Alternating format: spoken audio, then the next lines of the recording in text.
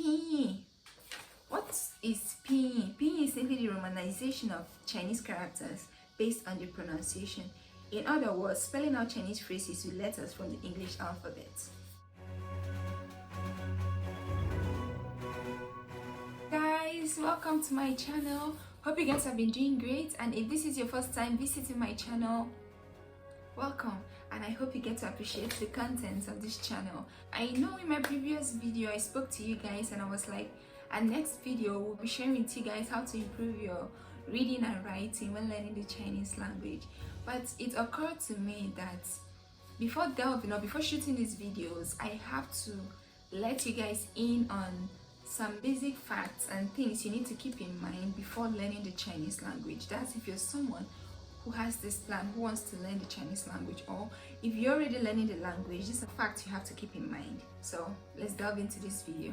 Firstly, the Mandarin Chinese, it's a tonal language, and most times in order to differentiate meaning, the same syllables can be pronounced with different tones.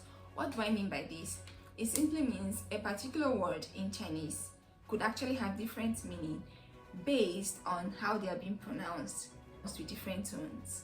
Mandarin Chinese is being said to have 4 tones and 1 neutral tone. So basically, to some persons, they'll be like, we have 5 tones in Chinese language. So we have the first tone, the second, the third, the fourth, and then a neutral tone. For example, ma, ma, ma. That's actually the first tone. The second tone, ma. The third tone, ma. And the last tone, ma. These words all have different meanings. Why? Because the tones are different. You can see shifting. The first is flat, ma. The second is rising, ma. Then the third, it's slopey, ma. Then the last is kind of sharp, ma.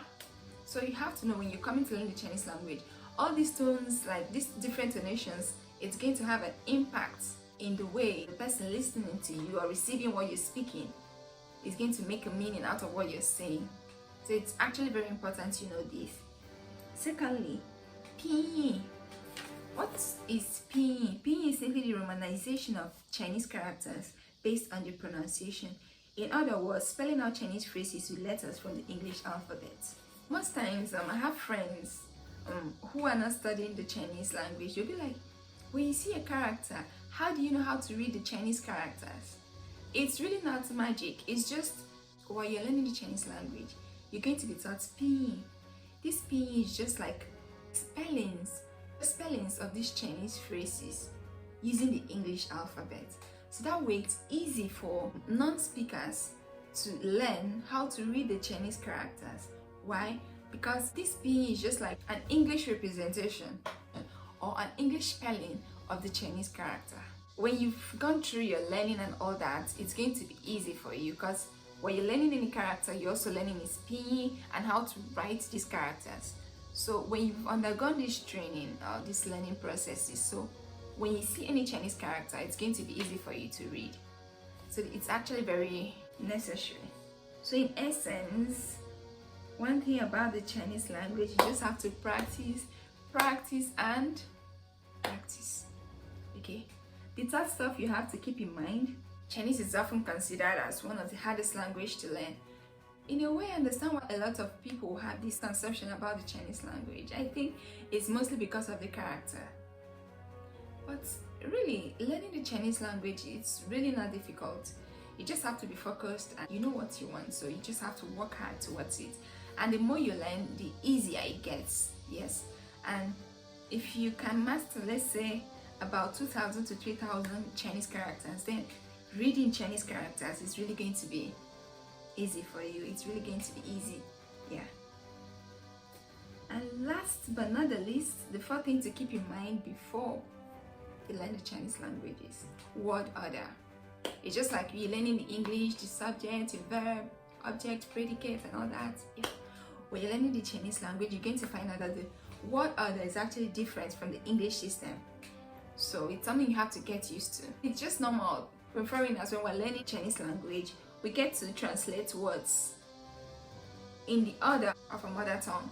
So when you're learning the Chinese language, you should know that the word order is different, and you should work hard to incorporate yourself firmly into the Chinese language and system. So now I've been able to share with you guys these 4 things to keep in mind before or while you're learning the Chinese language.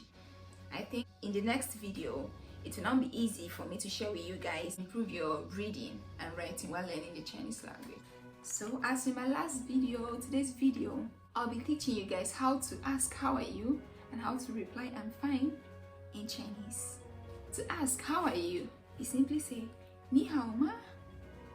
你好吗?你好吗?